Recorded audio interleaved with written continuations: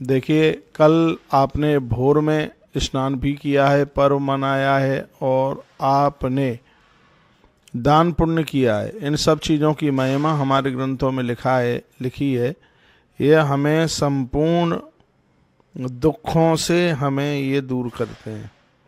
मैं आप सबको कहना चाहूँगा, कुछ जीवन की अनमोल बातों के बारे में मैं आपको निवेदन करना चाहूँगा, जो मैं पूर्व से आपको बोलता ही रहा हूँ। भोर में आप जागते हैं तो पहला काम कीजिए भगवान का नाम, दूसरा काम स्नान, तीसरा काम है भगवत अर्चन। भले ही थोड़ी देर के लिए आप बैठें, और उसका अगला काम है आप जैसे ही भोजन के लिए बैठते हैं उसकी एक रोटी पहले गौ माता को दें। घर में वृद्ध लोग हैं उनको दें, और बच्चों को लाड़ दुलार स्नेह और प्रेम करें। यह जीवन की अनमोल बातों में से एक बात है स्नान। और अगली बात मैं कहना चाहूँगा, स्नानम दानम तथा होमम शयनम गमनम भुजम।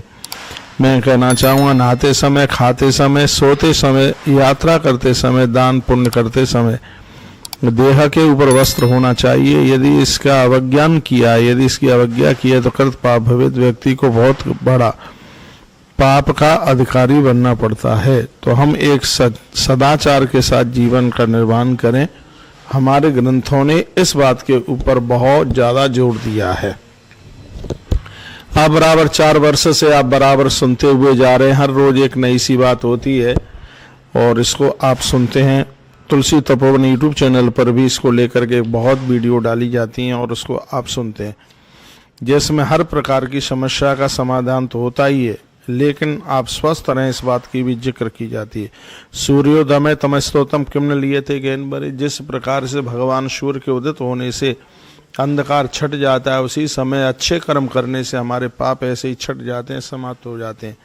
परमात्मा ने हमें और आपको जीवन दिया है धर्म धारण करने के लिए। धर्म किसी एक वस्तु का नाम नहीं है, हम कानून मर्यादा के साथ जीवन जीते हैं, यही हमारे लिए धर्म है।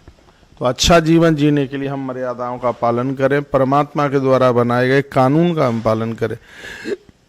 इस मृत्यु लोक में भी जो कानून का हनन करते हैं, कानून को तोड़ते हैं, तो उन्हें कड़ी सजा मिलती है। परमात्मा के बनाए गए कानून को यदि हम तोड़ेंगे तो यमराज निश्चित रूप से हमें दंडित करेगा। तो इस पूरे वातावरण में हम सदाचारी होकर के जीवन जिएं, हम अपराध करने से बचें, और भी हमारे आसपास जो लोग हैं उनको भी अपराध करने से हम उन्हें रोकें। यही हमारे जीवन की मनुष्यता है, यही हमारे जीवन का देखा जाए तो पूरा आनंद तो भैया यही है अपने आप में। भगवत स्मरण नित्य कीजिए, क्योंकि यश स्मरण मात्रेण न मोह नहीं दुर्गति। भगवान का स्मरण करने से संसार का मोह भी नहीं होता और जीव की दुर्गति भी नहीं होती। इसलिए प्रातः आप जब जागते हैं तो सबसे पहले भगवान का धन्यवाद कीजिए और कहिए, हे परमात्मा, तेरी बनाई हुई सृष्टि में मैं बहुत सुखी हूँ। आज आपकी कृपा से पुनः मुझे आज का दिन देखने के लिए मिल रहा है।